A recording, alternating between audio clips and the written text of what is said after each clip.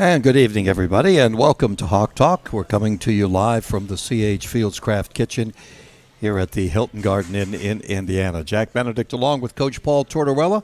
Hawk Talk, we talk about IUP football and a big win on Saturday in Greensburg against Seton Hill, 38-3, as we continue with the season here and talk about Westchester a little bit later on.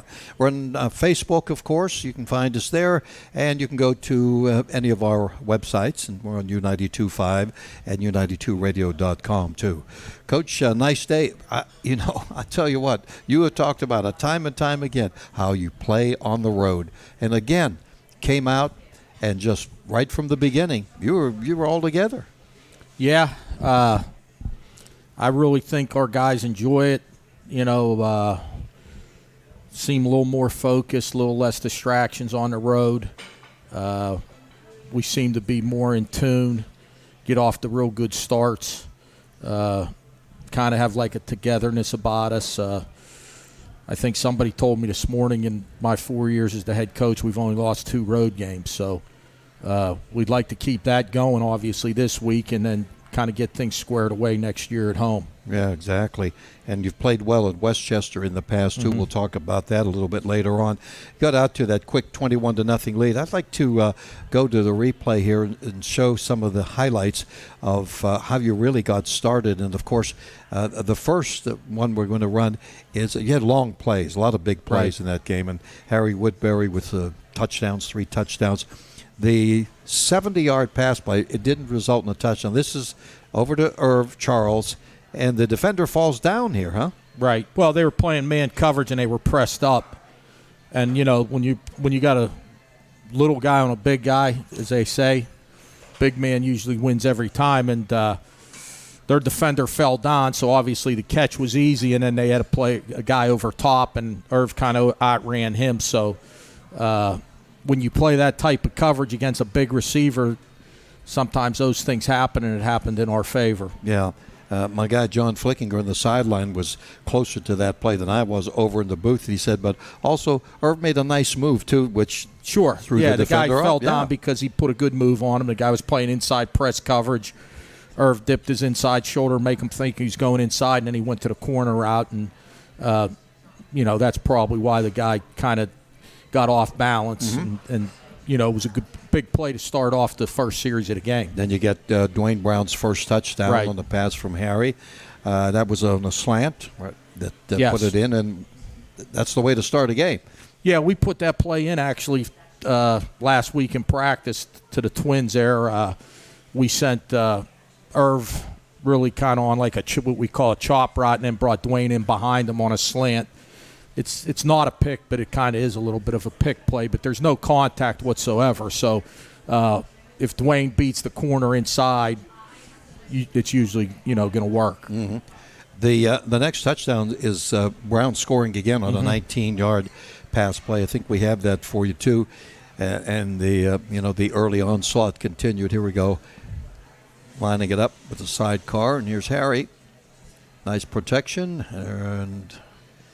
It's a real good throw. Beautiful. There was they actually had 3 for 2 over there with him and Irvin, and we ran a what we call a spin route. The inside receiver goes 5 and out, and the outside receiver goes 10 to 12 and in.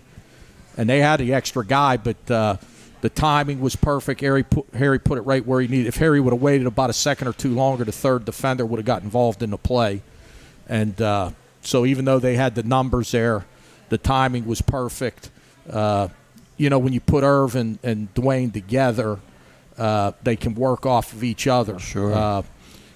Just like on the first touchdown, they're concerned with Irv. Just like on the second touchdown, they're worried about Irv also, and then Dwayne gets one-on-one. So those two together, when we can put them together in a twin setting, usually can cause some problems for people. Okay, then we had the big play, which was the 6th longest pass play in the history of IUP. And I got a good view of that on our side of the field. 85 yards, Harry Woodbury to Irv Charles. And this is from the reverse side, but here it is down the right side. Well, they blew a coverage. Totally. The center fielder should have been in the front side half. And we kind of hurried in between plays there, and they weren't ready. and then Irv just outran the safety that was, in the wrong zone. He was in the deep middle, and he needed to be in the front side half. So Harry saw it, put it on him, and then Irv outran the deep defender. Yeah, pretty play, no question about it. Great start, was 21-0 before you know it. All right, we're going to continue here. We're going to talk with Coach Paul Tortorella about this victory, break it down a little bit. Good running game, just a great all-around performance by the Crimson Hawks to up their record to 6-3. Seton Hill drops to 4-6. It's Hawk Talk, and we'll be back with more. We're live here at the Hilton Garden Inn. We're coming your way live, of course, on Facebook and on U92.5 and U92Radio.com. Kenley Insurance is a family-owned and operated insurance broker located in downtown Indiana at 689 Philadelphia Street. Hi, my name is Nicole Kenley, a licensed insurance agent with 15 years of experience in the industry. We offer many solutions such as home, auto, renters, life, flood, and many more specialty products. Hi, my name is Sam Kenley. We are partnered with over 30 A-rated companies such as Progressive, Travelers, Allstate, MetLife, and Nationwide, just to name a few. Please call 724-216-0972 for your free insurance review. Hey everyone, this is Ryan at Four Wheeling for Less, your local ATV and side-by-side dealership. We specialize in buying, selling, and servicing all major makes and models. In our sales department, we offer financing, warranties, and purchase appraisals. Our service department will keep you up and running for your next adventure, and our parts and accessories department can help you find whatever you're looking for. So whether you're looking to buy, sell, trade, or get service work done, visit our website, give us a call, or stop by today. The Co-op store has the largest selection of IUP gifts and apparel. The Co-op is always there with its convenient location and hours. The Co-op store has been serving IUP and the Indiana community since 1933, and all profits are returned to the students through campus programs and activities. The Co-op has all your campus needs from the dorm to the classroom. Visit us online at www.iupstore.com.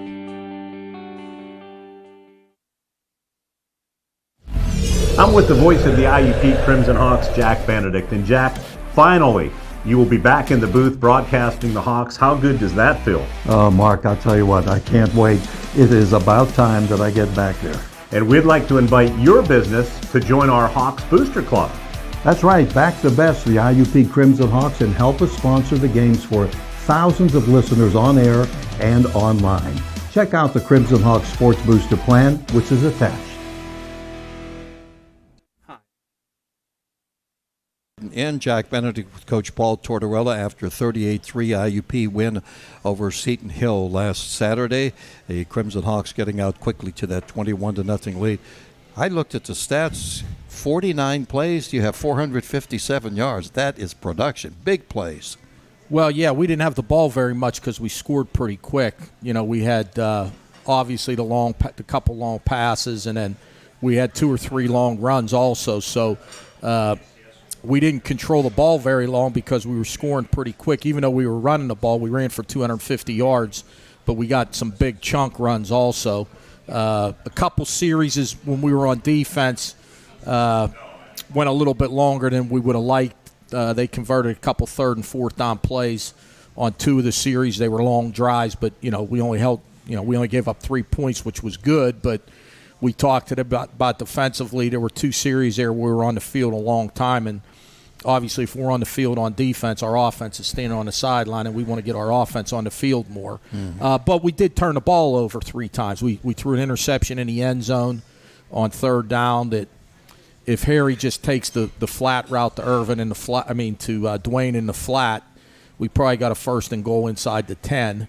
He tried to force it in the corner to Irvin, and they intercepted it. And then in the 4th quarter, we fumbled. We had one play. We had a 15-yard run by Justice, and he fumbled, I think, around the 50-yard line. So that was a series we lost. And then down late in the game, we were down on the 10-yard line and fumbled. So we probably left 14 to 17 points out there, even though we did score 38. Mm-hmm. Offensive line did a terrific job. They just controlled everything. Right. That they were the offensive players of the game, our offensive line and our 2 tight ends. I think we only had 1 negative run the whole day. Our efficiency was really high. Stewart, I think, had 135 yards. Justice had over 80 yards.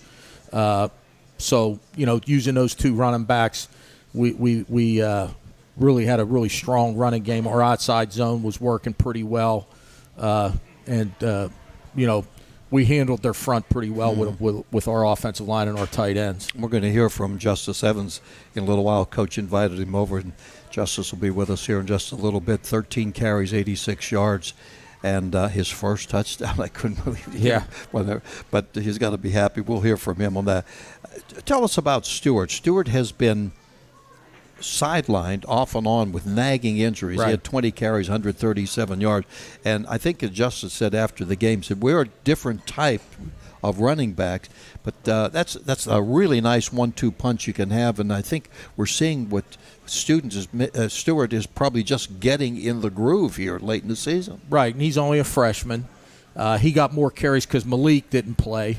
We held Malik out. He probably could have played in an emergency. He'll be ready this weekend. So we were going to go with Stewart and Justice, obviously. So, I think they almost split the carries. And then once we got the lead, we were pounding the ball pretty good. DeJour's a different kind of back. He's hard to tackle. He can wear people down. He made a couple really nice outside runs where he was very physical on the sideline, ran a couple guys over. And he's probably our most physical running back.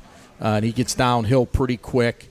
So he was more highlighted because with Malik being out, we really only had 2 running backs that we were really going to work. Mm-hmm. We had Dwayne in there a couple times coming out of the backfield for passes, but we did have him ready if we needed to use him at running back also. But Stewart had a really good day, and so did Justice. I had read an article way back before the season began, about Stewart from York. He had gone to Fork Union. Right. And is this correct or not? Coaches Barker and Smith stayed on when they first contacted him, and then we had all that lapse, but they stayed with it. And he said, these guys were interested in me, so pretty much and that's why we came. He came. He's a guy that's been on campus for 3 semesters before he even had a chance to play a game. Kelly was like that. Mm-hmm. We had a couple other guys that were here with us for 3 semesters. They came in January, and then COVID hit. And then obviously the next 2 semesters we didn't have football. So they did not play here until it was their 4th semester. So they've been here a while without playing. And you forget that he's really only a freshman, even though he's been here 4 semesters. Interesting, really is. Defensively, you can't say enough about the leading rusher in the league, Weiland. Mm-hmm. You held him. He averaged 113 yards. You held him down to 36 yards. Right. I mean, they didn't have a chance. You had the lead.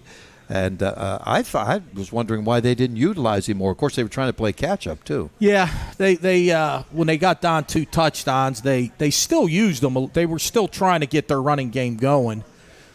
We just concentrated going in. We said we were going to stop the run and put the game in the quarterback's hands for them. We knew that if we were having trouble with the run, they would be able to move the ball on us. We felt like if we stopped the run and make them one-dimensional, that would play into our hands. And I think probably up front and obviously in the secondary and with our blitz package and our pass rush Saturday was probably the most aggressive we've played defensively all year. A lot of gang tackling. There weren't many runs that came out of there. I think there was 1 run over 15. A missed tackle in the flat by Randy Washington, and we gave up 1 pass over 20. So we only had 2 explosive plays against us. Mm-hmm. We just got to do a little better job on 3rd and 4th downs. Statistically it wasn't bad, but those 2 long series, they converted a couple 3rd and 4th down plays that we really we gave up a quarterback scramble on 3rd and 15 where our linebacker, who was the spy on the quarterback, didn't do his job, obviously. And another time we had an all-out blitz on and we gave up a short pass, and we should be taking that away with that call. Mm-hmm. So we just got to do a little bit better and get off the field a little sooner, but it didn't lead to points, which is the key. Next week with the final edition of the Football Hawk Talk, I'd like to review the season and also look at 2022. But when you and I had talked about this before, I look out on the field and I see freshmen.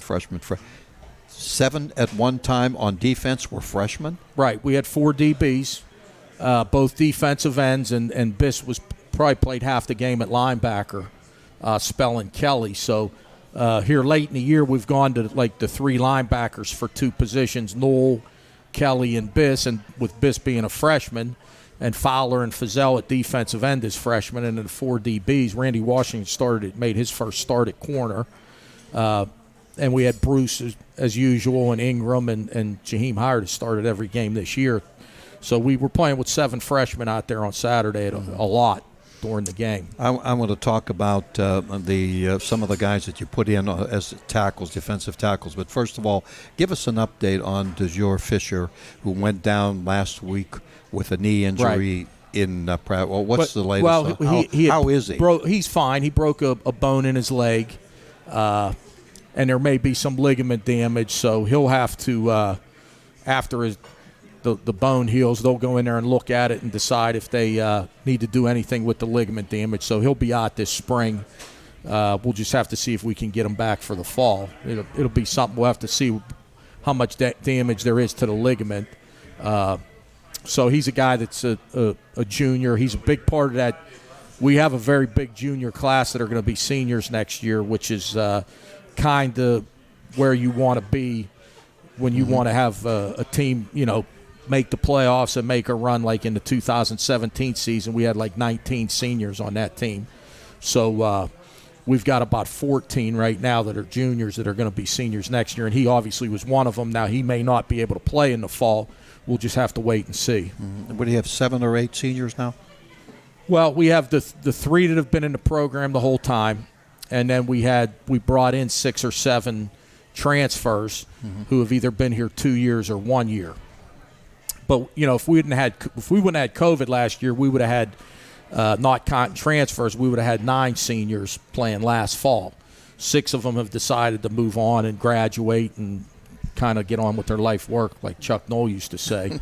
Yeah. But Dauberman, Evans, and Anderson still had a year eligibility, and they never redshirted any of them. So they still, they're still, Anderson's the only 6-year guy. I mean, like Shepard had 15 6-year guys on there.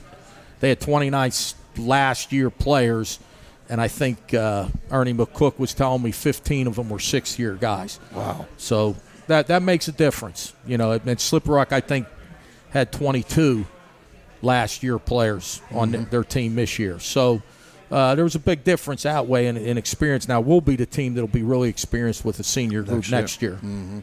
I'm going to get back to the tackle for just a moment. Ronnie Mitchell was suspended for the game. Right. Is he back? Yeah, he'll be back this week in practice. We'll see how things go. We're a little thin there, obviously, with DeJour going down. We had to use Wallace some inside last week. Yes. And he did a good job. He played both D end and D tackle. So hopefully Ronnie will have a good week of practice and help us this Saturday. The other guys that were in there, Greg Moore, Ayub, and Gabe Walsh, came in, rotated. How did you evaluate them? They did a really good job. Greg Moore was our defensive player of the game. I think he had 3 tackles for a loss and a sack.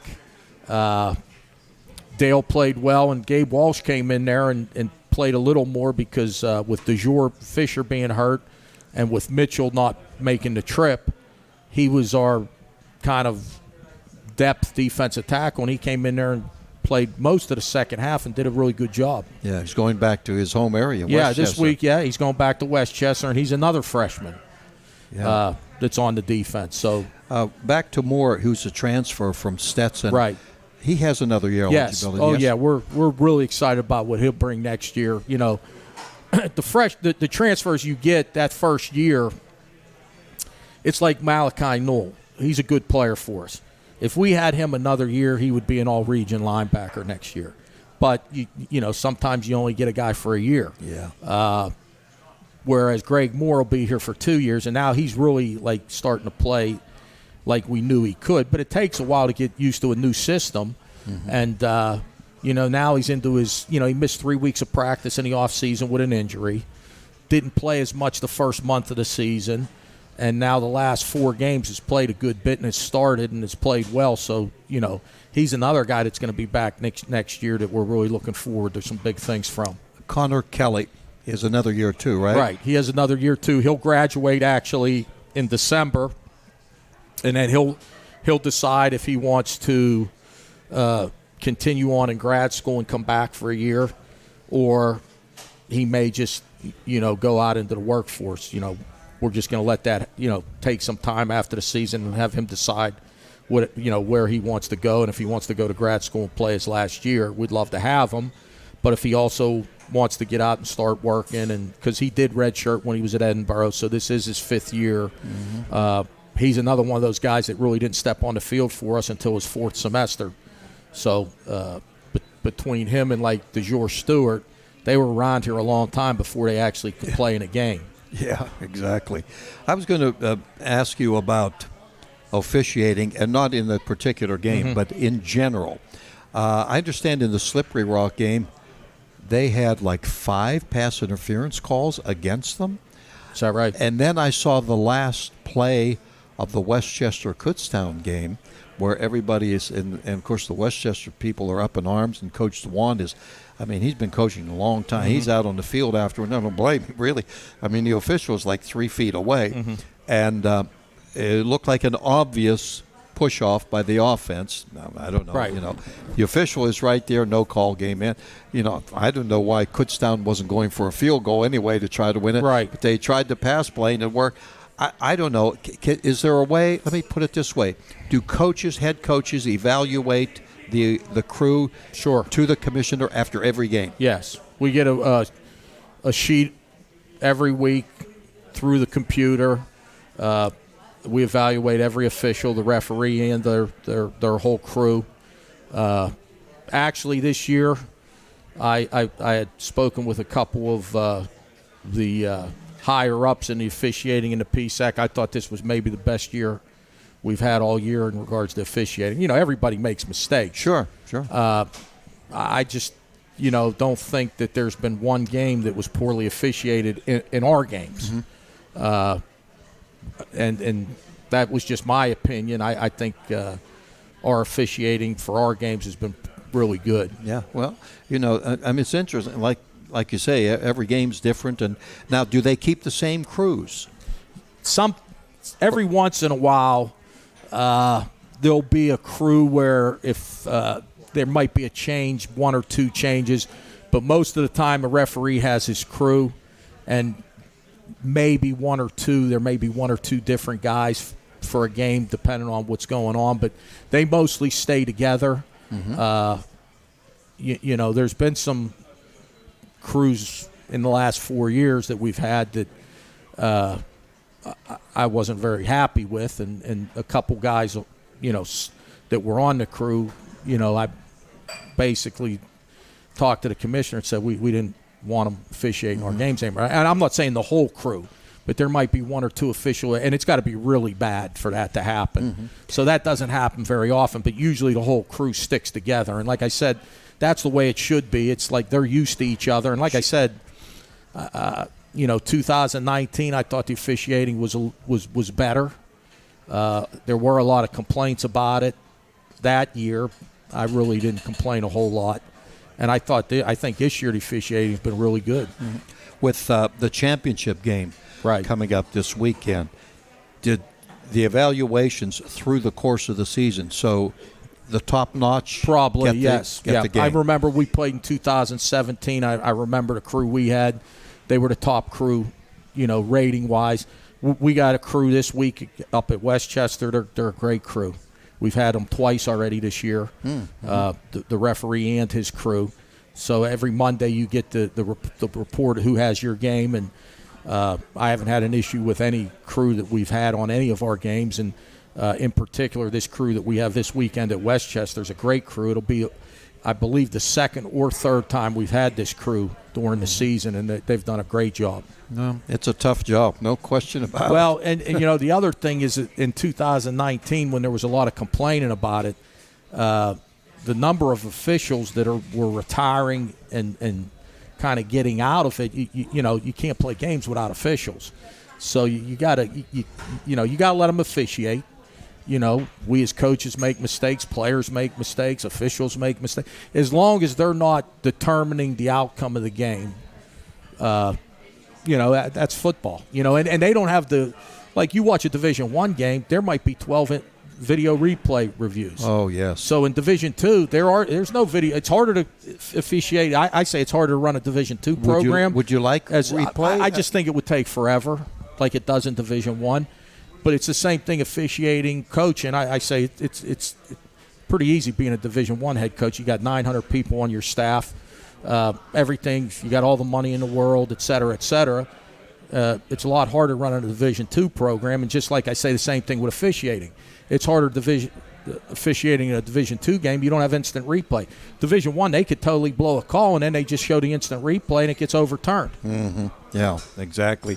And I know in the PIAA and with umpires, with officials in football, they need younger people, younger blood. Absolutely, and it's like that at our level too in college. I know for sure there's 2 crews where I believe the referees, this may be their last year in 2 of the crews, so they won't be here next year. So they'll have to bring in 2 more. But I've seen some of the younger officials that have elevated to being referees. They've done a really good job, being first and second year. They start out as a linesman or an umpire or a side judge or whatever. I don't even keep track of what. I just go by whatever that letter is on their uniform on their back.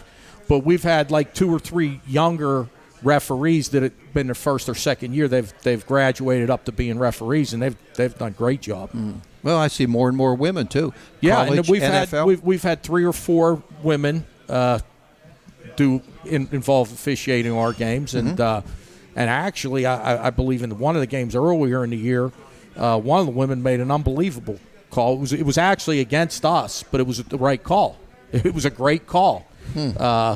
And I looked at the play, and I'm thinking, wow, I don't know if she got that right, and I didn't really make a big deal about it. And then when I watched the video, she got it right. She was right on it. Interesting, yeah. Well, we're going to be back with more Coach Paul Tortorella, Hawk Talk, and officiating, and whatever else. And we're going to have one of the star players for IUP for the last 4 years join us here in just a little bit. We'll be back from the Hilton Garden Inn in just a moment on U92.5 and U92Radio.com. Hi, this is Zach. Welcome to Gingerbread Man Running Company, proudly located in the heart of Indiana on Philadelphia Street since 2009. We offer the top models from the best brands of running and walking shoes. Stop in today for your free gait analysis from our expertly trained staff. We are happy to help solve any foot or shoe issue you may have. Please visit our website for more information. Gingerbread Man Running. Catch us if you can. Kenley Insurance is a family-owned and operated insurance broker located in downtown Indiana at 689 Philadelphia Street. Hi, my name is Nicole Kenley, a licensed insurance agent with 15 years of experience in the industry. We offer many solutions such as home, auto, renters, life, flood, and many more specialty products. Hi, my name is Sam Kenley. We are partnered with over 30 A-rated companies such as Progressive, Travelers, Allstate, MetLife, and Nationwide, just to name a few. Please call 724-216-0972 for your free insurance review. Hey everyone, this is Ryan at Four Wheeling for Less, your local ATV and side-by-side dealership. We specialize in buying, selling, and servicing all major makes and models. In our sales department, we offer financing, warranties, and purchase appraisals. Our service department will keep you up and running for your next adventure, and our parts and accessories department can help you find whatever you're looking for. So whether you're looking to buy, sell, trade, or get service work done, visit our website, give us a call, or stop by today.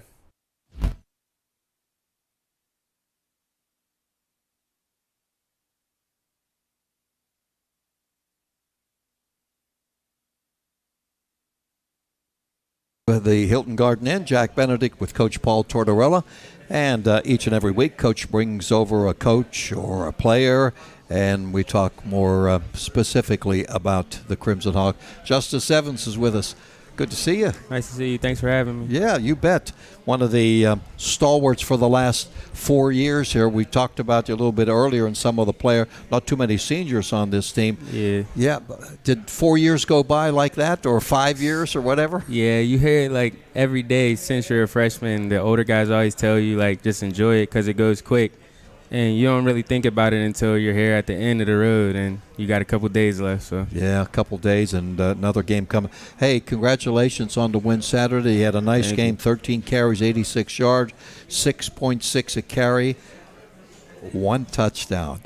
What did it feel like? I mean, you've had so many touchdowns before, and it was like, wow, we got him a touchdown. That had to feel great, huh? yeah, it felt great. It's been like 2 years since I scored last. We're playing Shepherd, yeah. So it's been a while, man. So it felt good finally getting back in the end zone. You're leading the team in rushing. I know you're a team player, 511 yards this year. But when I look back in the record book, 6th on the all-time. You went from 12th to 6th on the all-time list. And you are not too many yards away from breaking the 3,000 barrier. Did you ever think of any of those things along the way or not? When I was younger, first coming in, I didn't really think about it. Like I really didn't. I was supposed to play wide receiver coming in, and then they moved me to running back. So records that really wasn't in my head when I was young. But like this season, I definitely had 3,000 in the back of my head a lot of the time. So. Well, you've got I've got 2,954, 6th all time, and 21 receptions. So you could use him either place, and you have. This guy's like the blue chip stock. That's like the staff laughs because I say it all the time. He's like every year he's that stock that just keeps making money for you every year because he could play slot. He's really good in the pass game. He's done everything we've asked of him as a running back. The 1 year in 2018, his sophomore year, by the end of the year, he was the only healthy running back we had, and he was running the ball 20, 25 times a game and running well. And, any running back at any school at the college level, if you have 3,000 yards rushing, that says a lot. And this guy's been money in the bank. He's durable. He's played just about every game. He doesn't miss practice hardly at all. The interesting story was when we were recruiting him, it was our first recruiting class, and we went to Central Catholic, and that's like the hotbed. There's all kind of people running around there recruiting and coaches everywhere. And we were talking, and he was a wideout, and we talked, and he said, well, how many wideouts do you have on the team? And I said, Justice, it really doesn't matter because if we're recruiting you, and he probably remembers, I said, we're recruiting you to come in and beat whoever we have at wideout. So it must have worked because 2 days later he committed. So was that the selling point? Yeah. I mean, it was really the only school I visited. But in my mind, I was like, don't make the decision harder than it is. Coach Flem at my old school, he had a good relationship with Coach Camp. He told me that the coaches up here I could trust. They're going to help me get to where I need to be at the end of the road, end of the 4 years. So I just trusted him and trusted them too. Well, football fans in this area are familiar with Central Catholic, and you guys were the champ, Class A champ, PIAA runner-up. You were one of the stars on that. The 5 guys in front of you, you're in really select company, believe me. Here, on the all-time list, headed up by Michael Mann, the Hall of Famer. Yeah. Have you ever meet Michael? I'm not sure if I ever met him. Okay, yeah. Sure. But I don't know if he's in the area anymore, but you're really in a select group there. I do want to bring along the first year for you, 2017, with a 13-1 team with Coach. You were freshman of the year. How much of a special year was that for you? What a start, huh? Yeah, it was crazy because, like, coming in, I was just focused on trying to do what the coaches need me to do so I could just find playing time. Like, I wasn't even thinking down the road, national championship, PSAC championship, nothing. I was just trying to do what I got to do to get on the field as a freshman. And it ended up working out my way. Got a lot of carries that year, a lot of yards, and we got a lot of wins too. So it was a fun year. If I were to ask you your most memorable game, I have a thought of what it might be, but I don't know them all. What would you say? Honestly, it's hard. There's a lot of games I had good performances. My most fun game might have been this year versus Slippery Rock, to be honest, just because it showed the potential of the team we had this year, and we just had a lot of fun out there. Everybody was out there having fun. It was just a real good time out there that day. Well, this just goes to show, what I'm thinking of is a particular moment with him individually, and here he's talking about a team win. Right. But we're going to Westchester, and you had 133 yards on 5 carries, including a 68-yard run. You must want to go back to Westchester, right? Yeah, I remember that game. It was crazy because I'm pretty sure that was a second-round playoff game. I fumbled my first carry, I want to say, and Coach Bark took me out for, like, the end of the first and a little bit of the second quarter.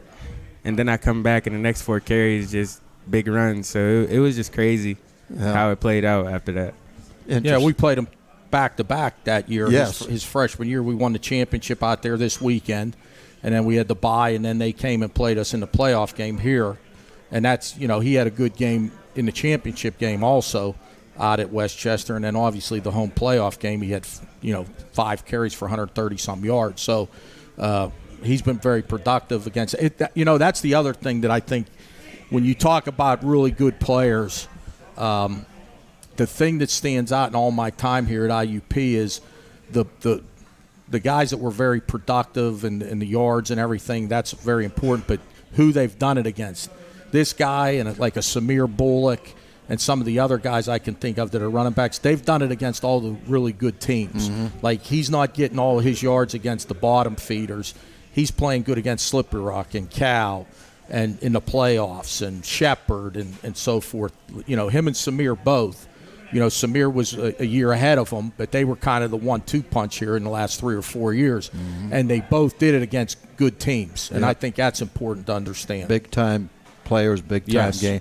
By the way, he's number 5 on the list. Yeah, I know. You knew that, didn't you? We were talking about that last week, actually. Oh, were you? Yeah. Really? Yeah, he was out there today, as a matter of fact. Oh, was he? You weren't at practice. No, I wasn't over Samir there. was out there today. Well, I noticed he's been he's in town. Yeah, he's been working around here, but you've probably seen him. He's come to a couple practices, yes, and he's been to a bunch of games. Yeah, I've talked with him a few times. I think that's what's great about the whole thing. Right. When the players come back, and you can relate to someone, and somebody along the line, who knows, it might be when you come back, they're going to talk to you about it. Are you still are you a business major? Yes.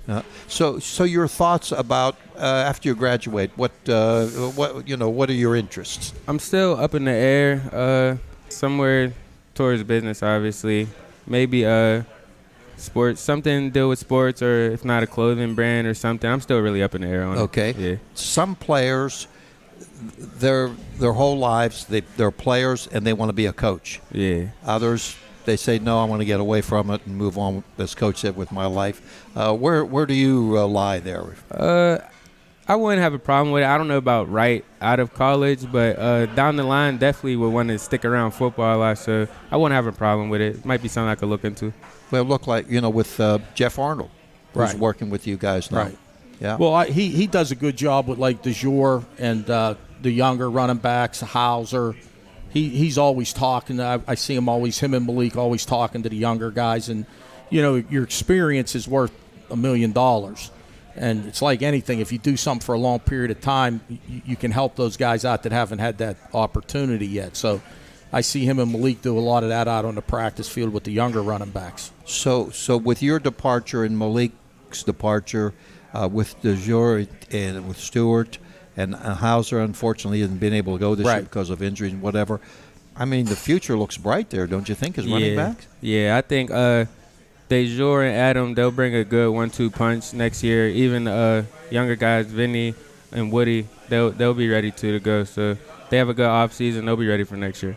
Vinny Sirianni. Yeah. And Dory and Woody. Woody, yeah. Woody, who was all PSAC at Edinburgh's freshman year. So you 2 years ago. redshirted him this year? Yeah, he redshirted. Yeah, Edinburgh transfer. Yeah, he was an all-star player and whatever.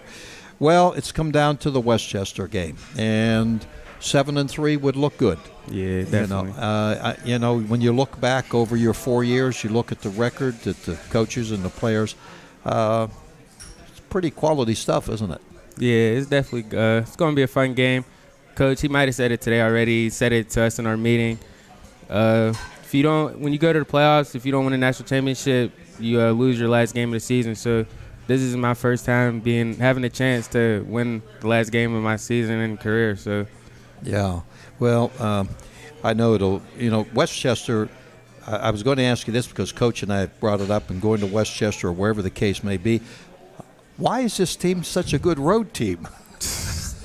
Can you answer that? He can. Yeah, I don't really have an answer. It's just, I don't know. Maybe we just feel like our back's against the wall. We're out there by ourselves, and as we just play as a team and we just play for each other more. Maybe I really don't know. Yeah, well, that's a good answer. Yeah. It's like the us against the world type deal, Yeah, right? and there's something to that, I think. Sure. Yeah. Well, Justice, thanks for coming on. We really appreciate it. It's been my pleasure to watch and call your games here for all this time. And like I said, you're in a very elite group on that all-time rushing list, and you've contributed in a lot of ways to the program. So it would be nice to go out with a win. And I think John Robinson said, I want to go out a winner, Yeah, right? for sure, yeah. Yeah, you guys. Well, we want to win, and we want to get him to 3,000 yards, too. Oh, so absolutely. We're going to make sure we get – well, he'll make sure he gets that, but those are the two things we want. We want to win, get these seniors their last win, and then go into the offseason 2-0 with the underclassmen to go into next year, because like I told the whole team, whether you're a senior or an underclassman, you're going to carry this game with you for the next 8 months, because you're not going to play a football game until next September. And the seniors are not playing any more football. So I'd like for them to finish up with 2 wins on their resume, and also for our underclassmen to take into the offseason. Sure, that would absolutely be great. Hey, thanks for joining us. Thanks for having me. Yeah, good luck to you Saturday and in the future. We'll come back and see us too. But he will. We'll be watching number 6 this week. That's Appreciate for sure. All right, we're back in a moment. Justice Evans, everybody. Paul Tortorella, the head coach, and I'm your anchor man, I guess. Going to be back here in a moment on U92.5 Hawk Talk and U92Radio.com. The Co-op store has the largest selection of IUP gifts and apparel. The Co-op is always there with its convenient location and hours. The Co-op store has been serving IUP and the Indiana community since 1933, and all profits are returned to the students through campus programs and activities. The Co-op has all your campus needs from the dorm to the classroom. Visit us online at www.iupstore.com. Kenley Insurance is a family-owned and operated insurance broker located in downtown Indiana at 689 Philadelphia Street. Hi, my name is Nicole Kenley, a licensed insurance agent with 15 years of experience in the industry. We offer many solutions such as home, auto, renters, life, flood, and many more specialty products. Hi, my name is Sam Kenley. We are a partner with over 30 A-rated companies such as Progressive, Travelers, Allstate, MetLife, and Nationwide, just to name a few. Please call 724-216-0972 for your free insurance review. Hey everyone, this is Ryan at Four Wheeling for Less, your local ATV and side-by-side dealership. We specialize in buying, selling, and servicing all major makes and models. In our sales department, we offer financing, warranties, and purchase appraisals. Our service department will keep you up and running for your next adventure, and our parts and accessories department can help you find whatever you're looking for. So whether you're looking to buy, sell, trade, or get service work done, visit our website, or give us a call, or stop by today. Hi, this is Zach, and welcome to Gingerbread Man Running.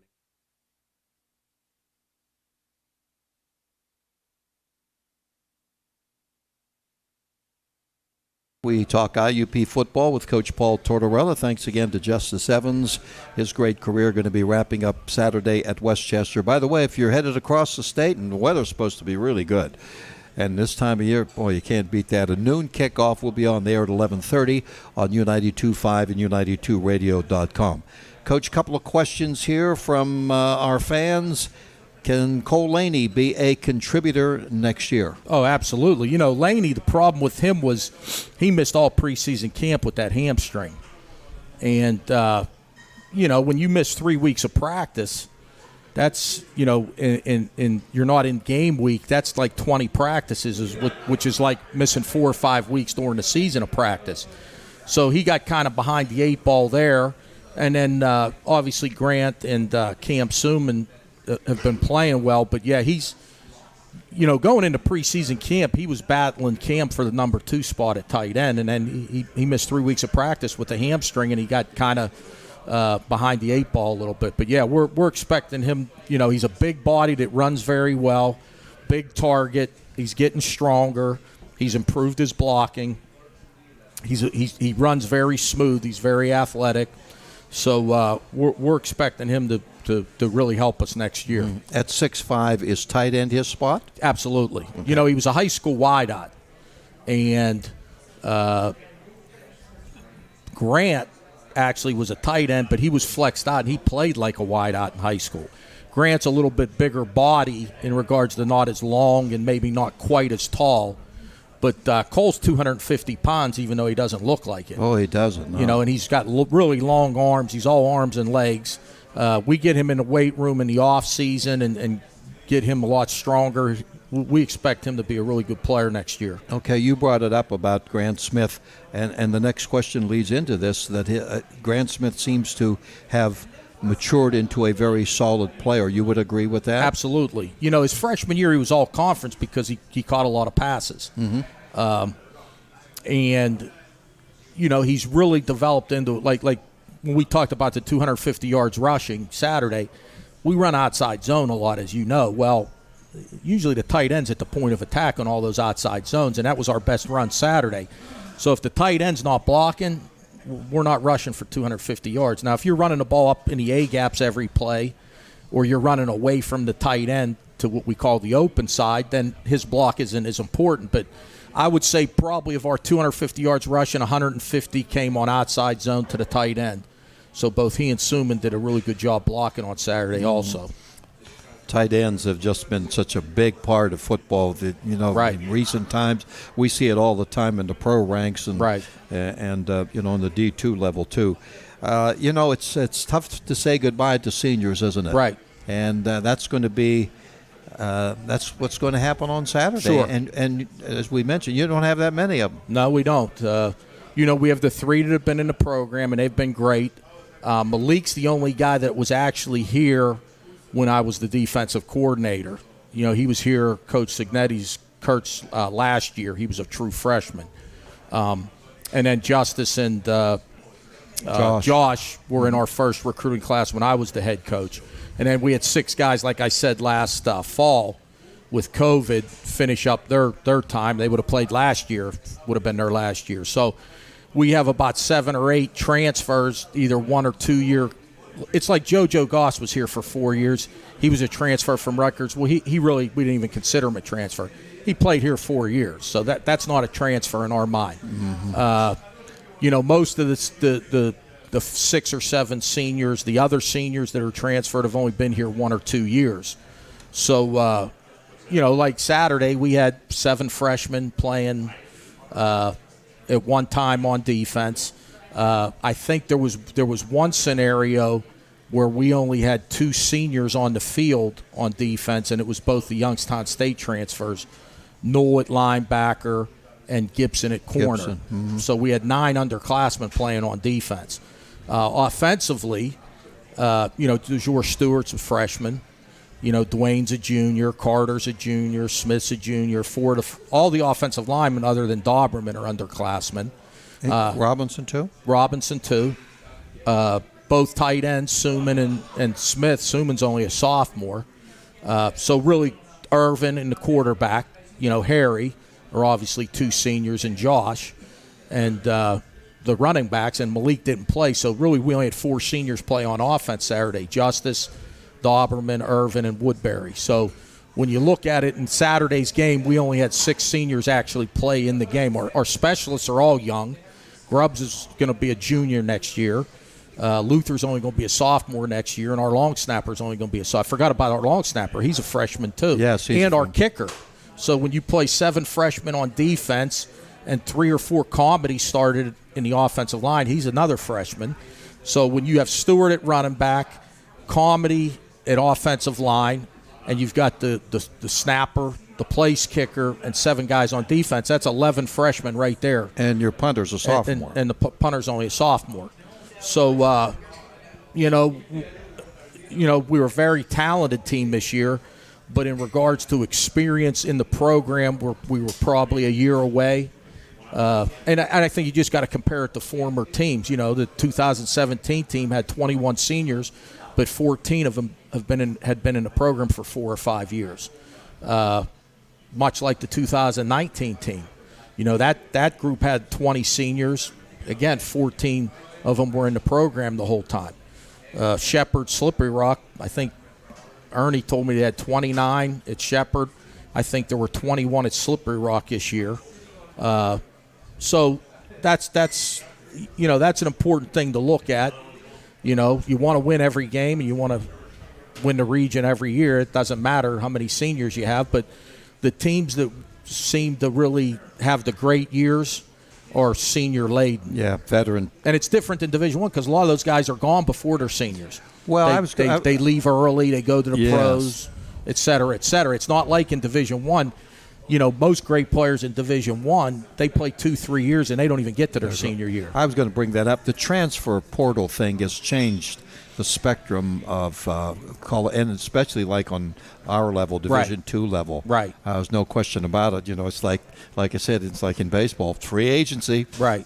Take a look who's available. And it's a 1 year deal a lot of times, like with a grad transfer. We've had a ton of success with grad transfers. Maxwell, Redfield, Jerron Searles, Irvin Charles. I could go on and on and on. Harry, Harry. But the thing you got to remember is you do have other guys like Malachi Knoll and Bryce Gibson that, like, if those two guys were coming back for another year, they'd be all conference and all Knoll would probably have a chance to be an all-region linebacker next year because it's hard just in 1 year to get into a totally different program, totally different atmosphere, first time playing against certain teams, et cetera. But like Malachi Knoll now, compared to his first 3 games during the season, he's like a totally different player. You could see during the course of the season Absolutely. his improvement. Yeah, Absolutely. Exactly, yeah. Well, Westchester is next. We're going to be back, and we're going to wrap it up and talk about the Golden Rams in Westchester in Saturday's game coming up. Hawk Talk from the Hilton Garden Inn. Jack Benedict, Coach Paul Tortorella will be back after this on U92.5 and U92Radio.com. The Co-op store has the largest selection of IUP gifts and apparel. The Co-op is always there with its convenient location and hours. The Co-op store has been serving IUP and the Indiana community since 1933, and all profits are returned to the students through campus programs and activities. The Co-op has all your campus needs from the dorm to the classroom.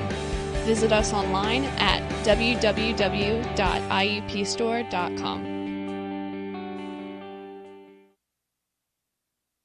Hi, this is Zach, and welcome to Gingerbread Man Running Company, proudly located in the heart of Indiana on Philadelphia Street since 2009. We offer the top models from the best brands of running and walking shoes. Stop in today for your free gait analysis from our expertly trained staff. We are happy to help solve any foot or shoe issue you may have. Please visit our website for more information. Gingerbread Man Running. Catch us if you can. Hey everyone, this is Ryan at Four Wheeling for Less, your local ATV and side-by-side dealership. We specialize in buying, selling, and servicing all major makes and models. In our sales department, we offer financing, warranties, and purchase appraisals. Our service department will keep you up and running for your next adventure, and our parts and accessories department can help you find whatever you're looking for. So whether you're looking to buy, sell, trade, or get service work done, visit our website, give us a call, or stop by today. I'm with the voice of the IUP Crimson Hawks, Jack Benedict. And Jack, finally, you will be back in the booth broadcasting the Hawks. How good does that feel? Oh, Mark, I'll tell you what, I can't wait. It is about time that I get back there. And we'd like to invite your business to join our Hawks Booster Club. That's right, back the best, the IUP Crimson Hawks, and help us sponsor the games for thousands of listeners on air and online. Check out the Crimson Hawks Sports Booster Plan, which is attached.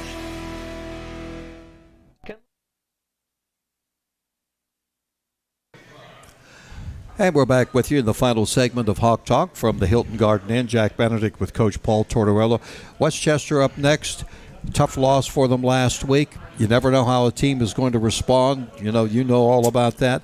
They're 6-4. You guys are 6-3.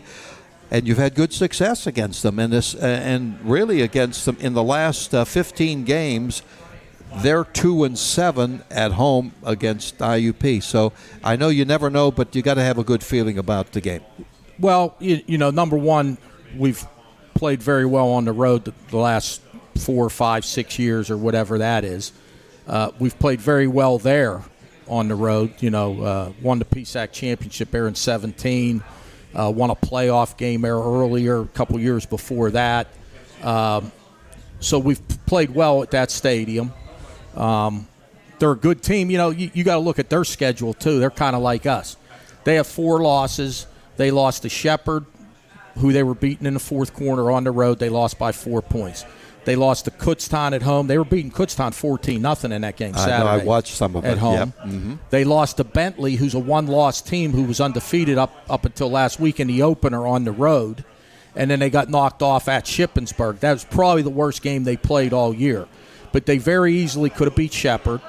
They're winning with 7-8 minutes to go in the game on the road. Had a ton of big plays in that game offensively. They're up 14-0 on Kutztown last Saturday. Probably think they have a chance to win that game. Sure. Give up a touchdown at the end of the game on a controversial play. Really, the only game was the Bentley game. It was the opener. It was on the road. They didn't play very well.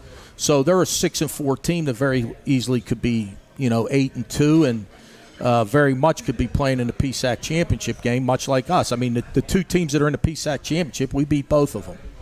So, I think depending on who you play,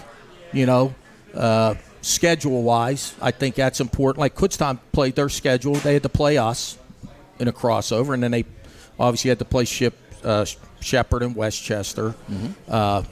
So they had a pretty tough schedule. But, Cal and Slippery Rock haven't played anybody other than us and each other.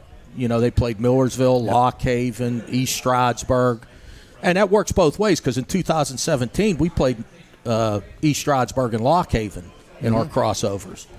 And so all you had to do was win the Cal Slippery Rock games in the conference to go undefeated and then win the PSAC championship game. So I think people need to realize when they look at those crossover games, because it's just pot luck. It depends every 2 years who you're playing. Yeah. I would guarantee when you look at the teams that make the playoffs and win the conference championships and go farther in the playoffs, I guarantee they're playing crossover games against the teams that aren't very good. I mean, that's not an opinion. That's a fact. Mm-hmm. And I go back saying we did that in 2017.